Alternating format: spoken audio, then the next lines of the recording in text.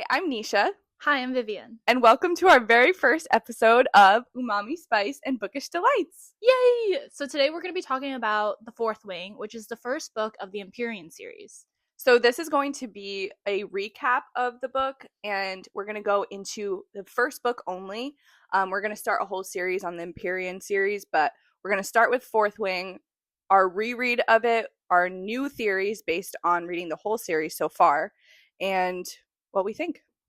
Okay, so we're going to start with a quick spoiler-free recap of Fourth Wing. So Fourth Wing is based in Peromiel. There is a war college called Bezgaeth that has 4 quadrants. It's very Divergent vibes. That's what I was getting when I first read it. And it follows the story of Violet Sorrengail. It's in first person. So she is about to enter the war college, and she is going into the Riders Quadrant, which is all of the people that are in that quadrant are riders of dragons.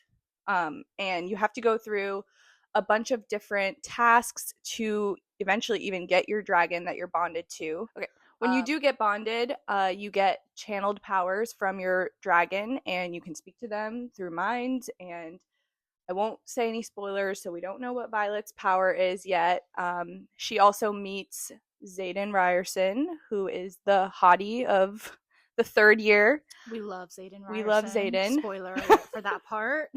Which I'm sure you could probably guess from the first pages. And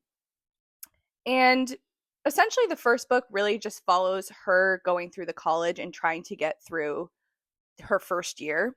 There are definitely secrets that Bezgaeth War College has, and you learn that along the way, but it's really mainly just following Violet for now. So yeah, if you haven't read the book yet, I would stop the video right now and go read it, because it's seriously such a good read in our opinion, and it's so worth it if you haven't really dived into a romantasy book yet. Definitely easy to read, and I think it went by pretty fast. Yeah, honestly. You read it in 2 days. Yeah, I was eating that up. So definitely go and read it. So we're going to give a now more detailed recap after we reread the first book. We actually listened to it. And now that we've read all the way up to Onyx Storm, we definitely have theories. We have things we didn't notice the first time we were reading. So we really want to talk about that. We've been talking about this at work every day, so we figured we would record it. So I think it starts off with us meeting Violet, and she's kind of getting ready to go on the parapet. And we meet Lilith Sorrengail, which is Violet's mom, and then we also meet Mira Sorrengail, and you can tell that Violet is super tight with Mira, and Lilith Sorrengail is kind of like a tough mom, I would say. Which is funny because later on in Iron Flame, when we see what happens to her, I feel like all of a sudden they were a lot closer. Yeah. But right in the beginning, it seemed like they were not a tight-knit family. But maybe it's because of Violet's father and brother, that the mom just kind of distanced herself. Yeah. Especially when they're going into the Riders Quadrant and everything. You never know what happens. Yeah, it starts off with Violet not really wanting to go in the Riders Quadrant, and it's really Lilith who's forcing it onto her. So the book is written in Violet's point of view. So I think that's what really made us not like her to begin with. I strongly disliked her. I was like, how could you push her to do something and say that scribes are below riders? So especially when her father was a scribe, and they spent a lot of time in the archives. So that's her happy place. Right. So makes sense. We also find out about Violet's silver hair, which is a result of Lilith's sickness. During her pregnancy. Yeah. So I don't know. We find out a lot more about that in Onyx Storm. So Violet has silver hair, and we don't really talk about why in Fourth Wing. It's just that Lilith was pregnant with Violet and she was sick, but we don't know what kind of sickness. We don't really know what happened. So then we meet Mira, who we can see Mira and Violet are really close. And you can kind of see that Lilith has a respect for Mira. It's almost Mira that's talking her down from whatever she's saying to Violet. but Mira is really her guide in the parapet right from the beginning. So her first year, everything that she's learned from Mira, she always keeps with her, which is really special. And I mean, good thing we still love Mira. Hopefully, she doesn't do anything bad in the next I books. think it's Yeah. really cute how Rebecca Yarros wrote Mira and Violet's relationship, because it is so like sisterly. Like it is that kind of like tough love that you get from an older sister, and Violet just being like the younger sister is just like listening to her and is like taking as much advice as she can. And Violet herself is like really smart. So she's kind of just like absorbing all this information, and she does like catch on really quickly. So, yeah. It's good that she took all of Mira's advice. Otherwise, she really would have died during the Yeah. parapet. Especially the armor. So she gives Violet armor from her dragon's scales that were shrunk by someone she knows, which I don't know if this was a big thing or a small thing, but Mira knows someone that can make big things small and small things big. I think that second part was really funny. I was like, oh, that's the type of book I'm Yeah. reading.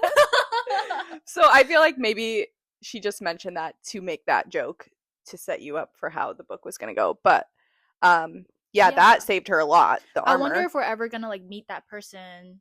Yeah, there's a lot Guy. of people that get mentioned. Even Zayden knowing someone who can do something we'll talk about later, but um we never find out who. So Mm-hmm. there's probably so many talented people in the college that don't get mentioned. Right.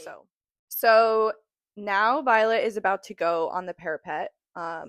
Something of note is she noticed the sun was shining on the morning of her conscription, and then all of a sudden it was raining and lightning, which is definitely a big spoiler for her. She does mention that she feels comforted by rain and lightning, although I don't know. What do you think? Because I thought that it was Lilith trying to make it harder for her. Right. I thought that too when I did my first read. So Lilith is like a storm wielder, right? Yep. So because it was like naturally sunny that day and then it became kind of like dark and like cloudy and rainy, I was wondering it's either between like Lilith being like anxious about Violet going on the parapet because she does love her so much, And she or caused it she didn't just mean by to cause it. accident, Yeah. yeah, because like it was just so overwhelming. Or she knows that Violet really is comforted by like the rain and the cloudiness, and that's kind of giving her a little bit more confidence to cross the parapet. But I just feel like the slippery conditions weren't ideal no matter what, though. So Violet starts walking on the parapet. Well, she meets Rhiannon and the other man that I don't even know his name, but we lost him too soon. Yeah. um, and her and Rhiannon switch boots, which was really sweet. I mean, that's the start of their whole friendship, which was such an important relationship for Violet. Um, and then, they're going up the stairs, up to the parapet, and Mira has already warned Violet of staying away from Xaden Ryerson, who is the son of the big betrayer, the great betrayer, whatever he's called. And of course, she sees him and immediately is like, I want that man right now. I don't care what his name is. So I think that like tropes like that are always a little bit cringy. So the only way that I got through it was literally being like, oh, they're mates. Like, I don't know if anyone has read like the Akatar series yet, but that was the first romantasy book that I read, and I was like, mates? I love that. So mate, mate, mate, mate, mate. I wanted them to be magical beings and be mates for real and not just be humans. Okay, you know what? In my head, they are, magical They beings are. that just look like humans. They look like In humans. my head, like, they're mates.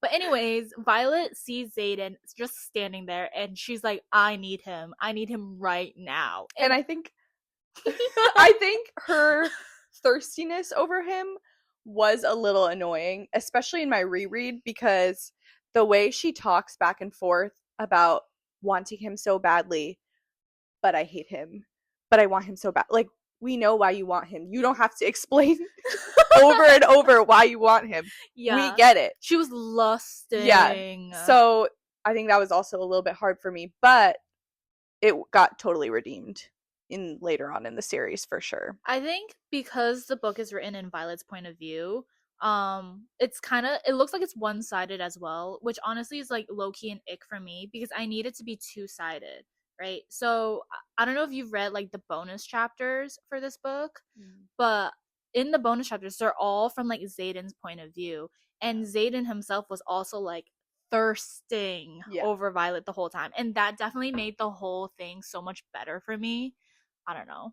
No, I totally agree because that's something with third person, especially when they bounce back and forth from point of views, you get to see how badly each character wants each other or what they're feeling.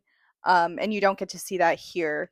But I will say, after the reread, Zayden did not say to her that he loves her, No. which was kind of sad. Yeah, he just like thinks it all the time, but he just won't say it. Which Yeah. I get it. It's like, oh, you're like a broken-hearted man. Yeah. You know, like you come from this like such a tough past. He doesn't deserve her. I know, but like it's that yearning that Yeah. I love. But we don't get to see it because we see Violet's yearning. But Violet, I think it's a different type of yearning because hers is a battle between thirsting over him and hating him, but it's not over his personality, which I think the first time I read it was hard for me because I didn't know his personality and neither did she. So I'm like, you love him, but do you know him like that? And she claims she does know him, which she does, but I don't know him. I want to know him. No, that's so true. I think he is very much like an acts of service kind of guy. Like he is the one who's like really paying attention to the things that she likes and doesn't like and the type of person that she is. And like that scene in oh my god, that class that they're in, what's it called? In Onyx Storm? No. Like in all the classes where they Battle Brief? Yeah. So in Battle Brief, she like dropped her pencil at one point, right? Oh, and then he he picked it used up. his shadows to pick it up for her. And I was like, I was knocked out at that point. I was like, oh my god. We have stooped so low when a shadow picking up her pencil gets us going. That was perfection to me. I was like, no man could ever do that. No man will ever pay attention to me like that. A better man would get her a pen. Anyways. Okay, we haven't mentioned Dane. Oh yeah. Dane. Okay. What is there to say about What are Dane? your initial thoughts of Dane? I definitely thought from how everything was described, which I'm sure a lot of people thought, was that we were going to get a love triangle. She loved Dane, and that got taken away in an instant because he was so annoying in this first book. So, like, was he that annoying, though, like, during your reread? Because I know in the first time I read it, I was like, oh, I'm a Dane hater. Like, Yeah. that's Tamlin to me. Like, Yeah. Dane hater. But, so, I would say, as someone who kind of agrees with rule following, probably not to that extent, but I can see why he gets very stressed out about the rules because he doesn't know what's going to happen. He doesn't know that Zayden is actually good. How would he assume that Zayden is actually doing good things for Violet unless he was directly in their relationship? But he should also trust Violet that she knows what she's doing. I would say it is very interesting because of her sickness or her, whatever you would call it, and her being weaker, technically, in the eyes of other people. That was annoying to me, that all he was doing was trying to get her out. And she's like, I don't want to get out. I think when you hear them saying they don't need to get out, what else can you do? You can't force them to go do something else. I think, like, if I put myself in Dane's perspective and you, like, grow up with this, like, child that you're semi in love with and, like, semi an older brother with, I think that protective instinct is really, really strong. And the only thing that he could think of to protect her is to get her out. Yeah. Because we have no idea what happened during Dane's first year. It made year. me think that something happened that Like, he must have lost him. someone. Yeah. He must have lost multiple people. Yeah. In order to feel that level of protection. Or maybe he was like that his entire life. I don't really know. But Mira did tell her, go to Dane Atos when you get like past the parapet because he's gonna protect you. Yeah. So maybe like Mira and Dane were on the same page about like smuggling her into the scribe quadrant. So like who knows? Like I think in my reread I give a lot of grace for Dane because he Yeah. really is just trying to be as protective and in the only way he knows how. Yeah. Because it is written in Violet's point of view, like I have to like you have to like, remember it's a little biased. Yeah. And I think because Violet wants to prove so badly that she is not weak, she doesn't want someone in her ear and in other people's ear telling them she can't do this, she can't do that, she's not strong enough for this. She needs to prove to other people that she can be there, which I can relate to. Like, you don't want people using whatever you might have against you, and you have to constantly prove that you deserve to be there. You just want to be there and be done with it. So I can understand her anger, but I don't think we need to hate Dane. As say we've crossed the parapet now. She survives. She's in fourth wing. She gets switched to be into Xaden's wing. She finally sees some dragons, mainly Sigale. She's very scared of Sigale, which is really cool. I think that was the whole dragon aspect of this book, because I'm still skeptical at this point, was really cool. And I think seeing the dragons, seeing how harsh they are with the cadets is interesting. And this is what got me started on thinking why this war college is so intent on letting people die. I could not get past this through my whole reread. And I know they always say we want to weed out the weak, but you need numbers for a college. For a war, you need numbers. And I was very confused. I think the only like exception like to why I'm like allowing this to happen is do you remember Pryor? Like Pryor was one of the people in their squad and he was like the one who was always like Oh yeah, going back yeah. and forth. Like he's so indecisive and everything. And But that makes sense. I think it made sense when a dragon chose who was the weakest, because the dragon's the one being bonded in the end. So I understood that, but and I think I understand the parapet, because if you can't even get through the first thing, okay. yeah, like if you're not athletic enough But to run through. then again, why couldn't they just have been saved and not allowed into the war college? So Why did there's they have to die? actually like a big theory surrounding Really? this. Yeah. People so like do you remember the Griffin Riders were like, "Oh, your little college that's just like murdering all of your cadets." Like, what did they call it? It was like I don't know. But um basically the theory is that all of the cadets who die trying to like get through the war I think I college know where you're going. become Venin, and we're basically supplying the Venin army with like more So you people. think do they know that they're Venin? Is that the theory? The I people that think die? they get brought back to life. So this is like a big out there theory, Yeah. right? Because like Brennan was brought back to life, Yes. and the Jack. Jack was brought back to life as well. So it's like we kind of have two like pieces of evidence right there, and they're both Venin. Oh well, Brennan's like You just Brennan is low Is key. Brennan Venin? I think Brennan. It rhymes. Yes. For Brennan, like the theory is that he's not like Normal. real. Yeah, he's not like Real. normal. Like you know how the Venin make Wyvern? Yeah. People think that like Nolan He's made Brennan, as in he's just a right. rune. Okay. Interesting. What? A He's a rune. rune? Yeah, he's like only alive because of a rune. That's really creepy. Okay, I've never heard these theories, but yeah, that's creepy. It's a dark book. Oh, so yeah, the people dying right off the bat. I guess it would make sense. To me, I was thinking if someone's in on creating Venin in the college, and somewhere along the way they were like, we should watch all these people die so I can bring them back as Venin. I don't know. So Gotcha. I did really like, while Violet is walking the parapet, how Rebecca was able to give us some history based on Violet's little tick that she does when she's nervous, and she basically recites history facts. How convenient. um so we find out that they've been in this war for 400 years, Mhm. which is insane. I think that's insane. how are we in a war for 400 years and they don't know about Venin? But that is the story from her father, is that folklore gets passed on, it gets changed and passed on, and suddenly there's a new fact that becomes true. But yeah, I did like that. So we got some background of all the different regions and what surrounds each other. I don't I actually remember thought that them. part was boring.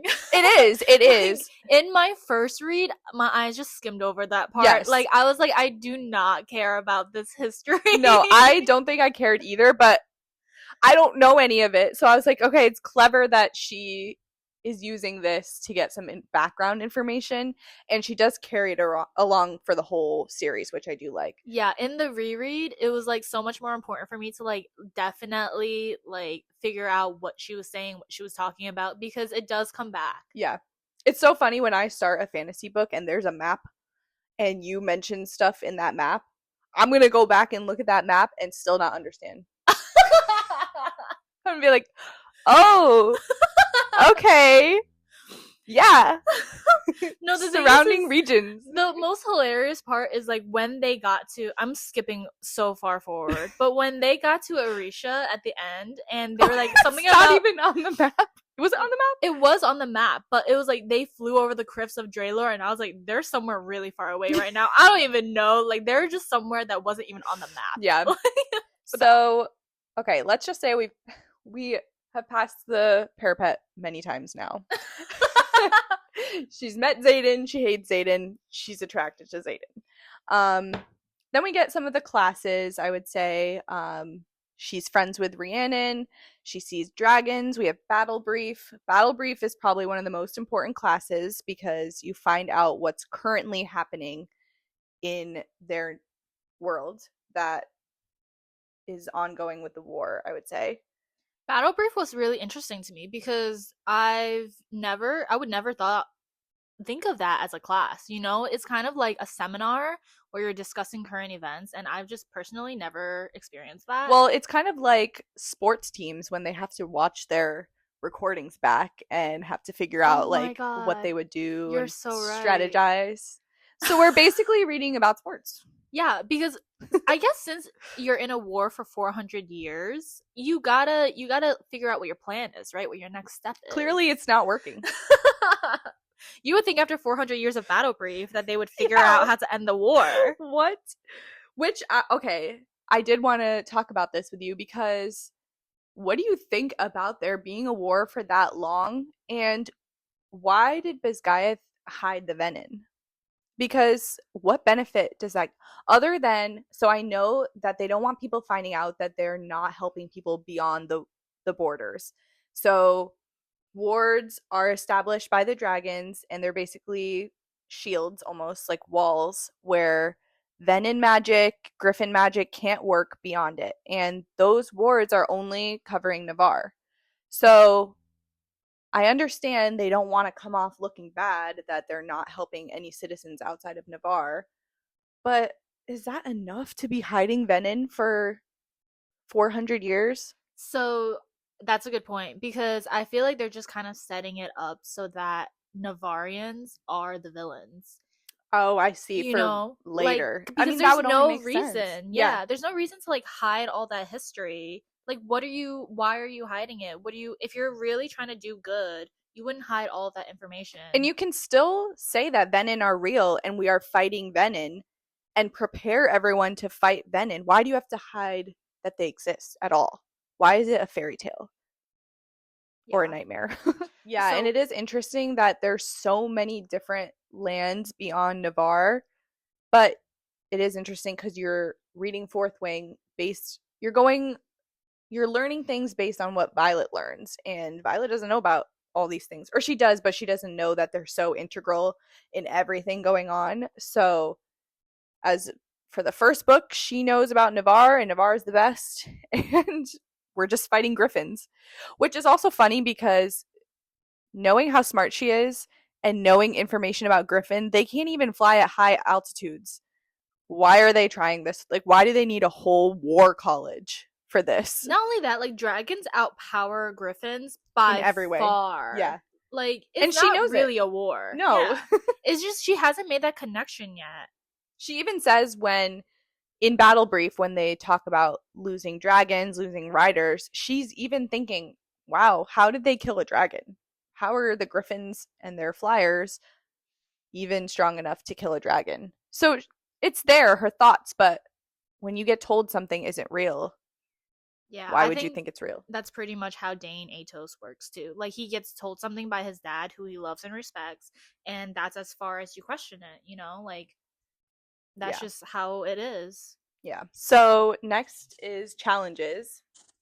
Violet has to fight people finally hand to hand, and she's already seen Jack Barlow kill someone at this point, and she's not very good at fighting. Rhiannon, Riddick, Sawyer, they're all good. They're her squad. Um, so Violet decides to start poisoning people. Mm-hmm. What were your thoughts on this? Because I I have actually feelings. I actually thought that it was kind of clever for her because she knows she's physically unable and she did have like a poison book already. So I felt like it was kind of a clever way for her to kind of even the playing field. Yeah, I definitely agree that she would not have gotten far if she. It was only hand to Yeah, hand. Yeah, she would have died. yeah. But I don't understand how no one caught on. Like, this is your war college, and you're not even realizing that someone's poisoning. Every single time this person has to fight someone, they end up sick. Maybe take that to battle brief, guys. What? I definitely don't think the professors care that much. Like That could be true they too. do not care whether cadets are dying or not or Yeah. getting sick, getting wounded, you know, like they do not give But a it's also like they were getting sick, and sometimes they wouldn't be able to fight because they were sick. So the professors cared if they were too sick to fight, but didn't care why they were sick or if they died Well, I or. think that only happened one time because the other times they were just sick enough so that they were a little bit weak or like Yeah. confused or something. So then it looked like Violet was just beating them, like Yeah. she was just that good. Yeah. But that one time where like that person was too sick to fight, Zayden stepped in and was like, "Oh yeah, I'll Yeah. fight And her." it probably was a setup so that she knows that someone knows, specifically Zayden, Hmm. that she ain't that slick. Right, like someone caught on. But Yeah. is it because Zayden is just hyper aware of Yeah. like her, Probably. like he's in love? And he be reading those intentions. Oh my god, don't even talk to me about reading those intentions. I don't even know what that means. I've read 3 books about Zayden Ryerson. Zayden Ryerson is my man. That's my husband. I don't care what anyone says. And I have no idea what reading intentions mean. I feel like it's a way to say that he's intrinsic and he can read minds, and he just hasn't developed that part yet because I don't know. Yeah, I don't know what reading intentions means. Because sometimes it would be, I get it if you're like fighting, right? And someone's intending to punch you in the face so you can block. But he's literally out here reading Violet's mind, like her thoughts. Like Yeah. she would be like, oh, I didn't think I said that out loud. But like she wasn't intending anything. Yeah. She was just Well, that's thinking. because of their bond with Sigale and stuff. So I think he can read her mind specifically. Oh, you think it's stronger with her? Yeah. I think she probably doesn't know when she's sending certain thoughts down the bond, which that sounds very Akatar to say Mm-hmm. that phrase, but um I feel like in some ways it seems like he can read minds, and then in some ways he can't, because if he could truly read minds, I feel like he would have known a lot more about Venom and what was going on and Yeah, like that the is true. professors. But I Like, also don't know what it means to. They describe it kind of like that thought right before you're about to do something. And maybe it's because we don't think about that consciously, like us intending to do something, that it doesn't make sense. But yeah, so they finally fought, and we find out in the bonus chapters that that's when Zayden is really fiending for Violet as yeah, well. like he wanted her. Yeah. He needed her. Yeah. So they have to go through this like giant obstacle course which is trying to kill you Yep. because what isn't trying to kill you in this college, right? And Violet says she's too short to get up, what is it, the wooden plank? Yeah, it's very American Ninja Warrior. Oh yeah, that That is what I was thinking. the Like the running, yeah, bouncing balls as yeah. well. Which I really do like how the college so far has set them up to practice basically maneuvers that they would need for their dragons. So that's essentially mounting a dragon, and she needs to be able to do that. And you need to be able to do that if you want to bond to a dragon. So I did think that was pretty clever because she doesn't put it together until later on. She has to do something with Taryn, and she's like, oh, yeah, it's kind of like the gauntlet. Oh, yeah, it's kind of like presentation or whatever. Yeah, I think it's definitely testing how athletic they are as well, because if you don't have a certain level of balance, you really can't get through the gauntlet and you really can't ride a dragon because you have to stay seated. Yeah. This is probably where I felt the most that people did not need to die because Orly, Yeah, that was so she sad. she died, and this is probably the first time where I was like, she probably would have been just fine if she survived, and she probably would have bonded and been good in combat and everything. And that's what confused me a little bit because some people dying was just by accident and they probably would have helped a lot in the war. Um, so that was interesting to me because I didn't think it was completely necessary to have this many people dying at this point. So that was on my mind a lot. Yeah, that's a good point. I didn't even think about it like at that point. So it was really sad when Orly died, and that was the first time that Violet really felt connected to someone. Yeah. And when she died, she was just devastated. Yeah. And it's kind of then the other thing is her cheating essentially to get up the gauntlet. I don't know. I don't think any of the professors cared. They were kind of weird about that because they said she was cheating. So you would think the professors would care because, hello, it's cheating in your school.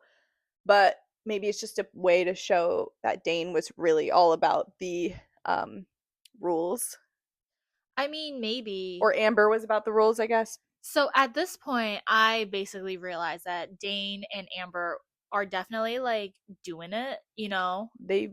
I think they were hooking up for Oh, sure. for sure. Like last year, they were probably hooking up against the rules, right? Because she was probably squad leader and he was probably like whatever freshman. And and but then it's so like contradictive because how is he going to defend Amber and not his best friend? Yeah, that's like where he his immediately was like, "No, Violet, you did something wrong." yeah, that's where his personality kind of strayed. How are you best friends with someone for so long? You love them, you're trying to do everything to protect them, but you're so quick to think that they're in the wrong. Yeah, like So there's maybe no he's actually in love trust. with Amber. I don't know. That's a side theory. Yeah, It doesn't even matter, honestly, but I it's know. weird. It was like Amber died and he was like he didn't talk to Violet for a while after that. Like we Yeah. didn't hear anything about Dane for a little while. And then it was just like all of a sudden she just came back into her life and it was fine. Yeah, and they kissed after that, didn't they? They did kiss after threshing. Weird. So anyways, during threshing, right? So what happened was presentation came first and she Which, saw side note, Taryn wasn't at presentation. No, he was definitely not intending to bond with anyone. Isn't that interesting? So did he want to bond with specifically Violet? Like he's been waiting for Violet? I don't think so. I think what happened was Andarna was in danger and Sigil was Oh, like, Taryn, you need to get here. Otherwise, Zayden is going to step in and he's going to get killed for it. true. So then Taryn came in and was like, oh, Violet, you're defending Andarna. I find you worthy. I will bond with you. And then he said something very interesting. He goes, I know exactly who and what you are, Violet Soaringale. Iconic. Yeah, Iconic line. that is the line. But what does that mean? What do you mean, you know? What do you mean? But iconic. But what do you mean? We still don't know. I don't know who and what she is. What is Venom? she? It all Always goes back. answered. Yeah. When in doubt, Venom. Yeah, when in doubt. Oh, Venom right there. Unless Venom, she's some sort of rune. That's a wild theory. I did not like that one. But yeah, so okay, so fast forward. Threshing. She's now bonded to Taryn and Andarna. Andarna's voice in the graphic audio is the cutest thing ever. I get so happy when she says anything. I'm just waiting for her in the back of her head when she's like, a golden shimmer. That door, that's all golden in her mind. I can't wait until Andarna says something. It's so She's cute. literally the embodiment of happiness for Violet. Yeah. Like at one point when someone died, she oh wait, no, it was after they came back from Somerville. And someone was like, oh, Mira was in danger. And Oh, Violet was like, right. the only person who can make me feel better right now is Andarna. And Yeah. then she runs to the field so that she can just like be there with Mm-hmm. Andarna. And it's just like, I think I missed that part in my first read because Yeah. I didn't realize how close they really are. Yes. And I think I was about to say, we don't really get to see her become close with her dragons. It's just kind of assumed. So I think the entire time I was thinking the bond was strongest with Taryn and Violet because they talk so often. And Violet most of the time, oh sorry, and Darna most of the time is really not present because she's just a baby. So she's in the veil, she's too far to really talk to. So Taryn and her are really connecting and everything. But I think she feels a very strong emotional bond to Yeah. Andarna. Very protective nature. Mm-hmm. And even, I don't know what book where she's reading and she's leaning on Andarna and reading. Like, we don't even realize that's how close they are, and that's her comfort.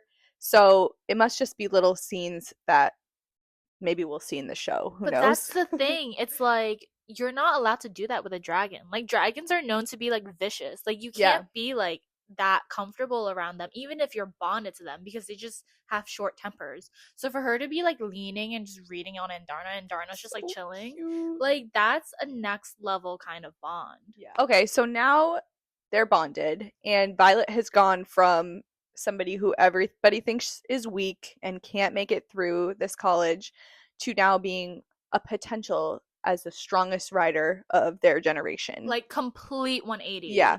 So now she's a little popular. Everyone wants to be her friend and protect her. And she also wants, or a lot of people want to see her die. So she has to deal with that. And of course, we finally get some more Xaden. Some protective Xaden. Yes. Xaden catches her almost getting killed in her sleep, which is against the rules. And Against the rules, Dane. It was against the I rules. twitch. And he viciously saves her. And I think this is pretty big turning point for readers, I would say. She's already been thirsting over him, but for us it's like, okay, touch her and you die, literally. Yeah, like that level of protectiveness really was chef's kiss. And the way he talks about it later as well is like, when I saw, what's his name, Oren Oren. with his hands around your neck, I wanted to kill him slower. Yeah. Okay, so Xaden saves Violet. Everyone's pissed. She has to tell people that it was Amber. And she also discovered that Andarna can stop time. And this is very important for the first book, and the first book only. Yeah, because then we lose that ability. Yeah. But it was pretty cool when she realized that Andarna basically gave her the gift to stop time for like a few seconds just so she could survive and get out of like Oren's grip. And then it was really important again because it came back during War Games. It came back during War Games when she killed Jack and had to save Liam. Yep. And then it also came back at the end when she's fighting the Venom. Very quickly. It was kind of almost, you would kind of miss it if you didn't notice, but it made sense that it was a build up, and you need to know that Andarna goes into a deep sleep after this, and that affects her actually later on. Mm-hmm. Yeah, and it also affected Violet because she always feels really guilty after using the ability because it really drains Andarna. Yeah, like she's asleep for days after. Yeah. Another thing I noticed is that Violet says well aware, I don't know how many times, and I'm surprised I haven't seen anyone talk about this. At least I haven't seen it. But Xaden also says that a lot, and I don't know if he's like copying her or she's copying him. But he would like blow back in her face and be like, "Well, fucking aware." Yeah.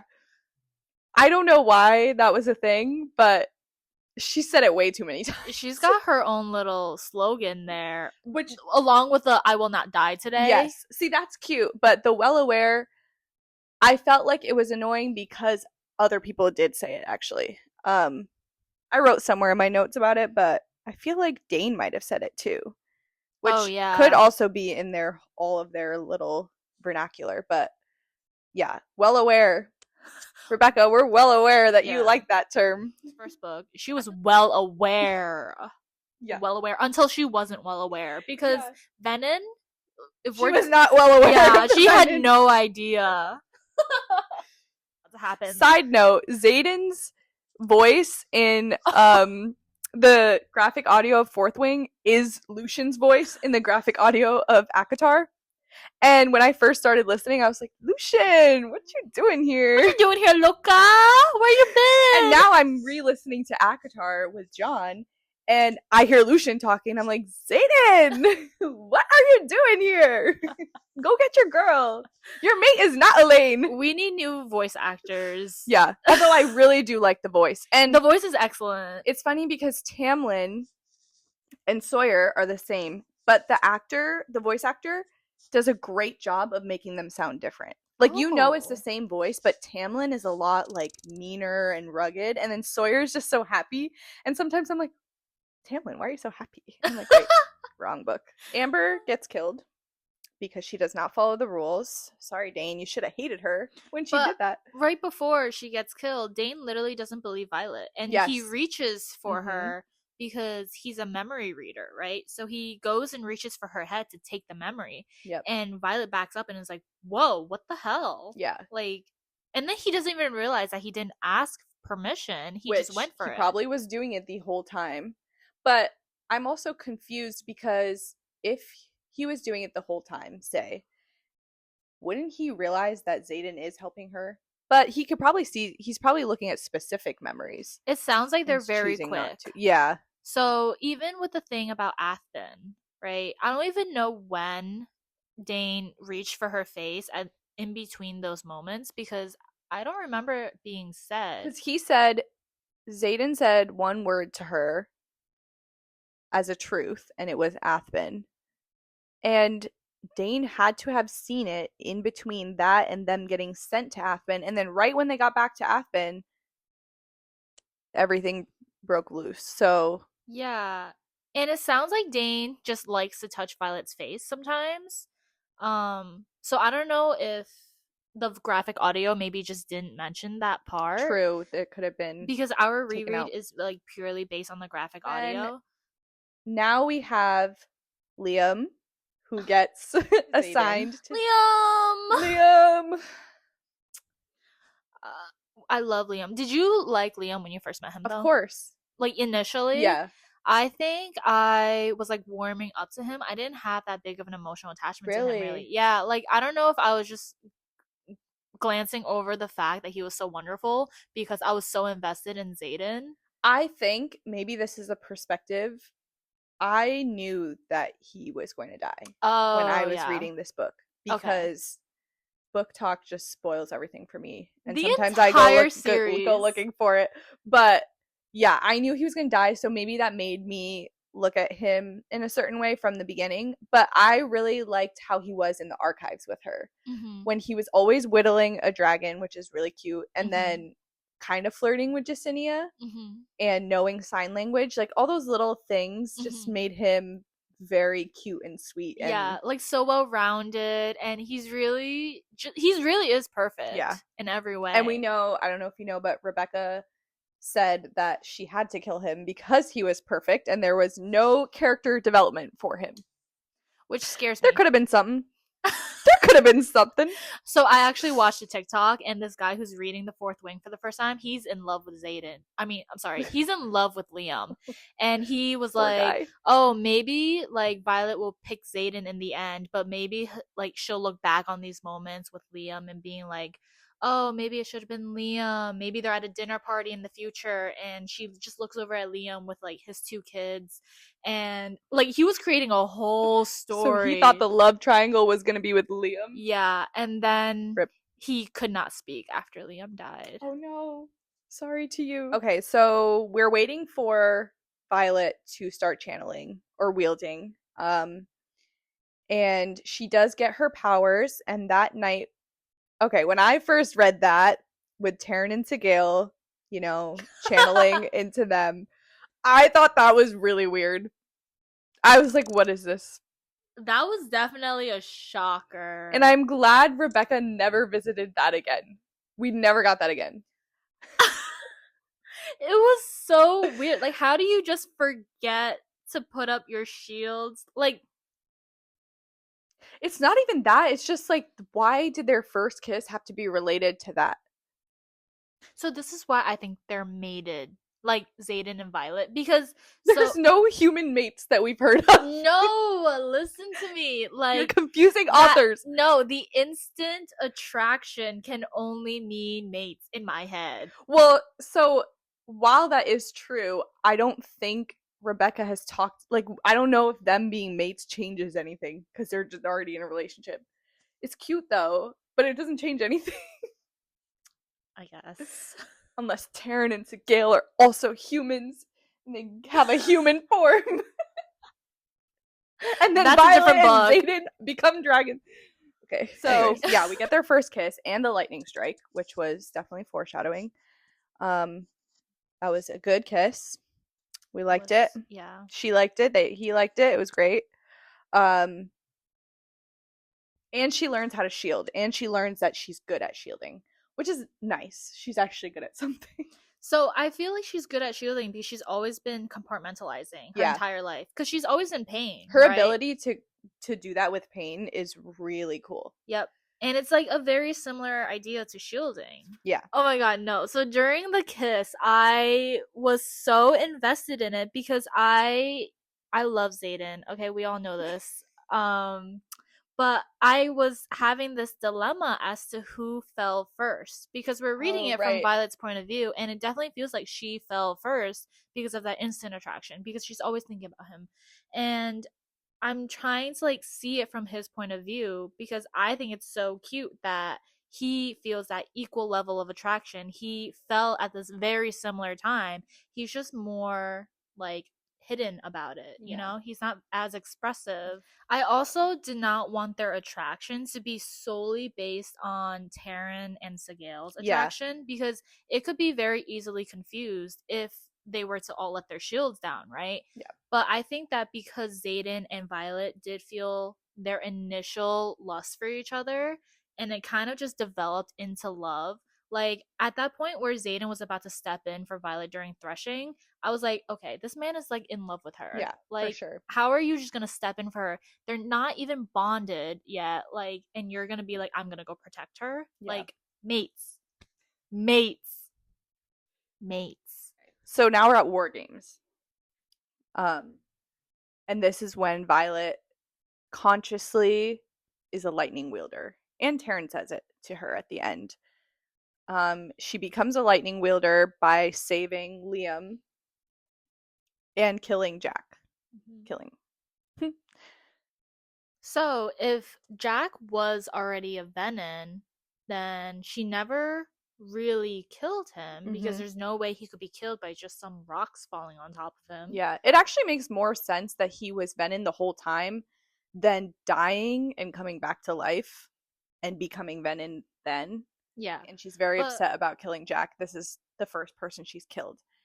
And thus we get into Xaden and Violet finally getting together, and it's passionate war games. And so immediately they're all getting sent different places. Who is it? Melgren that says the wing leaders get to choose where they go after graduation. No, where they go in the war games, they get to decide where they want to go. But he specifically says Xaden has to go to Athben. Oh, okay, yeah. Which makes me think that's when we were confused about when they found out about Athben. Yes. So another thing is like maybe Zayn Malik showed up. Can he play Xaden, please, in the show? True. Okay. Anyways, when Dane, that's why I got confused. So basically what happens is General Melgren is like, oh, Xaden, you are going to be sent to Athben to defend the post for something for war games, right? Which is weird because he didn't tell anyone else where to go. He just told Xaden, you're going to Aspen. Yeah, and it's beyond the wards, which is also kind of strange for war games because this is kind of like a test to see who the next wing leader Yes. is, who the next squad They're leaders starting are. to be more protective of them at this point. Yeah. So they're like, why would we send them beyond the wards? Yep. And so Xaden creates his team, and his team is full of everyone who has the rebellion relic on them, and he chooses Violet to go with them. And Dana's like, why would you take Violet beyond the wards? Like, that's so dangerous. Violet, like, doesn't really know how to control her signet. Yeah. So. And this is the point where I thought he read her memories and told them to go there, but it had already been decided. On the reread, I realized it had already been decided, but I think it almost maybe just confirmed that she knew stuff about Xaden, so he was like, I'm gonna miss you. And he just accepted it, whatever it was. And I think I'd like to think he had no idea what he was setting her up for. No, I don't really like blame Dane for that. Dane was really just being a son, Yeah. you know? Like, and he really believed that Xaden was dangerous. Yeah. So he's just trying to protect her. So they get to Aspen, and this is when Violet finds out that Xaden has been working with Griffin riders, giving them weapons, and Venin are real. Taryn and Darna, they both knew about it, which is interesting. Taryn said the only thing stronger than a dragon and its rider is the mating bond, but Andarna could have told her. So Andarna was a child too, though. So Taryn was probably telling her, like, you better not tell Violet. There are a lot of secrets that dragons keep. So they find out about the Venin, and Violet's actually kind of helping them because she knows an element of the history that they don't even know. They know that Venin exists. They don't necessarily know the history and the specifics because they didn't know that Wyvern exists. So she has to tell them about that jokingly. She's like, oh, I hope Wyvern aren't real. Yeah, lo and behold. So they end up going to Aspen, and it is completely deserted, which is weird because Aspen is a really strong outpost from what it sounds like. And they find a letter from General Melgren saying, survive if you can. And then the Venin come in, and they're basically killing the residents of Resin. Is that what it's called? Yeah. And they're trying to get something in the clock tower, which is something they're being lured to.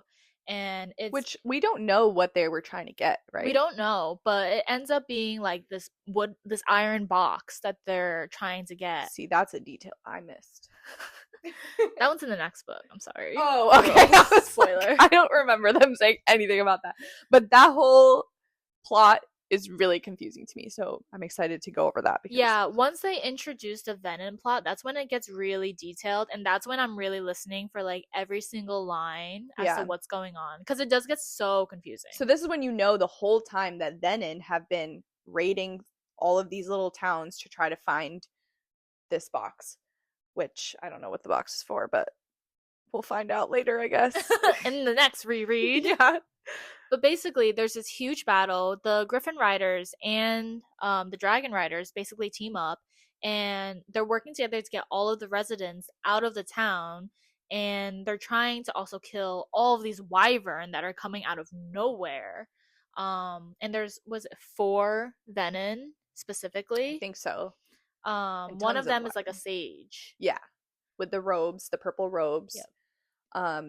And this is when Liam dies. Yes, we have a big battle, and it's because Dee dies and Liam dies as a result. And oh my gosh, I was so sad for Xaden as well when she hears him screaming in her head. I can't. And then Taryn was upset, and Darna was upset. Like, that makes me think about the relationships of the dragons with each other too, because are they all like cute little fatherly figures for Andarna? Probably. Or like older brother type things. So sad. Like when Dee knocked that wyvern out of Taryn's path, oh my god. Like I completely understand why Taryn was so upset. Yeah. So that was obviously devastating, and even to this day, it's very devastating. Yeah, just look like thinking back on Liam and how wonderful he Yeah. was. He was so smart, so strong, so kind and Yeah. loyal. And he became really important to Violet, so much so in the next book that he helps her get through some of the stuff that she goes through. But yeah, so we also lose Soleil. Yeah. So we lost them too. And Violet gets poisoned in her final battle with one of the Venom. She gets poisoned. Haha. Maybe that's a little bit of a full circle moment there. Definitely full circle. She gets poisoned, and Andarna stops time one more time, and that's how they actually defeat the Venom in this case. And Xaden is freaking out. He's like, we need to save her. Nolan is the name of the mender. They're like, we got to get her to Nolan. There's no time to go all the way back there. So he ends up taking her to Arisha. So the last few chapters we get in Xaden's point of view and how panicked he is at Violet and, you know, staying by her side. It's giving Edward in the hospital waiting for Bella to wake up. Oh my gosh. That's what I'm picturing, just him like slumped in the corner. And in the end we find out who mended her. Brennan. The rune guy. Yeah, that was a big surprise because she was basically mourning Brennan the entire book, and then he just walks out and is like, "Hey, Violet, what's up? Long time no see. The revolution. Where you been, loca?" Yeah, but that is the recap of Fourth Wing. Yeah, we have all of our theories in there, so I can't wait to find out what happens in like the next book. Yeah, 2027. Yeah, so we're going to continue this series. We're going to be talking about Iron Flame next. Same vibe with our theories, our recaps, our reviews, our thoughts, and Onyx Storm after that. And then catch you back here in 2 years. We'll see. We'll see if any of our theories are correct or if I was really just like spitballing about the rune thing, you know? I was just making that up. Well, you saw that somewhere. Someone else thought of that. At least and it wasn't I you. Agreed. And I was like, yes, Rebecca. Rebecca, write that down. That would be so creepy. That makes me think he's like a robot. Yeah, like I'm imagining him to be like this mystical being. Like he's not real. What? I don't know. He's the surreal. Anyways. All right. Thanks for watching. Bye.